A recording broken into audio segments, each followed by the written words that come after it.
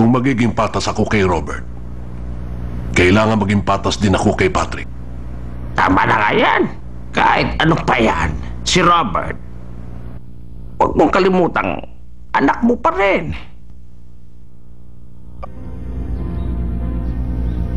Okay ka na? Jenna, huwag mo ikakalat yung mga uling. Inayaan kong masunog ang lahat ng yan para sa iba.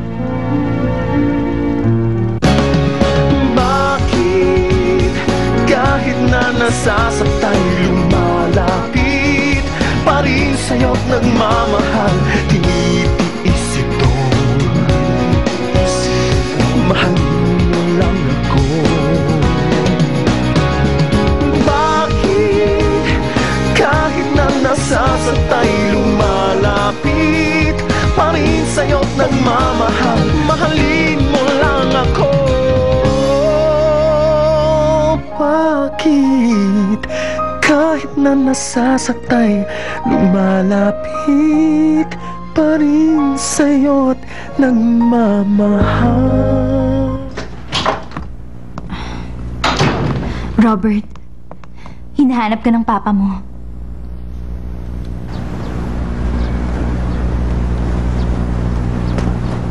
Lalabas na ba siya? Opo. Papa, di ba sabi mo kailangan mo ng uling? Oh, sumunod ka sa akin. Papa.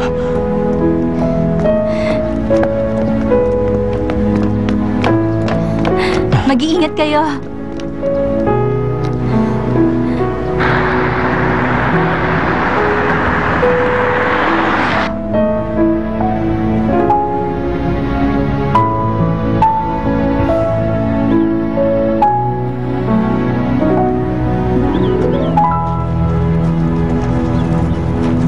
Kumusta? Mabuti. Napasyal kayo. Walang pinagbago rito, ha? Opo. Kumusta? Para po to sa apo niyo. Nako, maraming salamat sa'yo. Kung tumawag na lang sana kayo, edi pinatid ko na lang yung mga kakailanganin nyo. Hindi nyo na kailangan mapagod para lang pumunta rito sa amin. Hindi. Gusto ko rin makalanghap ng sariwang hangin kasama ang anak ko. Talaga? Siya nga pala, nakahanap po ako ng isang malaking puno. Kung yun po ang gagamitin nyo, panalo na kayo sa kompetisyon. Oo, mananalo ka. Ay, nako. Walang masyadong pinagbago rito. Maliban sa pasukan, lumawak ito. Opo. Gusto nyo magpahinga muna tayo? Wag na, wag na. Okay. Papa.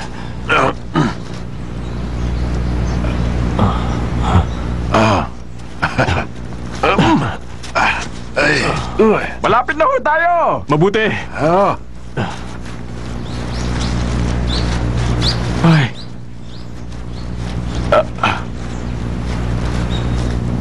Hindi. Ano nangyari dito? May pumutol nito.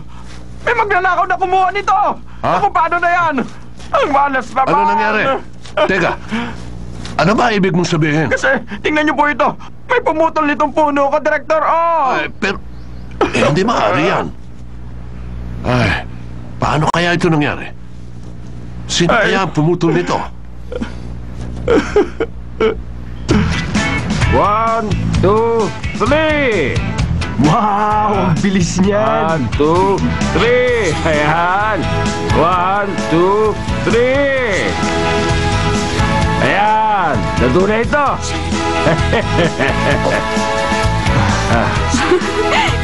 Naluto agad yan. Ang galing naman. Alam niyo ba na ang temperatura sa loob niyan ay 1,300 degrees? Gusto niyong ihawin ito ng 3 segundo? Nakakabilib talaga.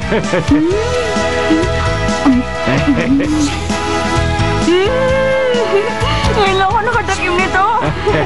Ang sarap po talaga. Kala ko ba ayaw mo sa probinsya?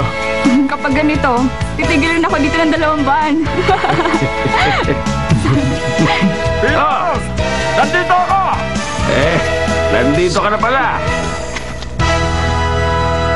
Ikaw ba ang pumutol ng puno sa bundok? Papa. Ano? Alam ko ikaw yon. Ba't mo pinutol ang puno ko nang wala akong pahintulot, ha?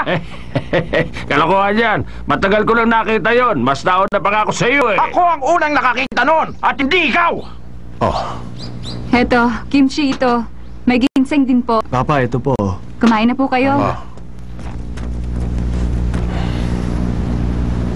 Ay, mabuti naman. At nagsama-sama tayo ngayon dito. Gusto kong magpursige kayo bilang magagaling na chef. Kung minsan, magkakompetensya at kung minsan, nagtutulungan tayo sa isa't isa. Marahil, masyado akong naging sakim sa inyo. Ikinalulungkot ko po, Papa. Oo nga. Para sa bawat isa, ang buhay ay hindi madali. Kahit ang isang bulaklak, o ang isang puno man, o kahit ang isang maliit na bato sa lupa, ay tinitiis ang bawat panahon na dinaranas sa buong mundo. Hindi natin kailanman masasabi. Alam niyo ba kung bakit hinayaan kong mangyari ito? Alam ko po, Papa. Opo, Papa. Kahit na magkaiba ang takbo ng mga isip ninyo ngayon at magkaiba ang inyong posisyon, tandaan ninyo na magkapatid kayo.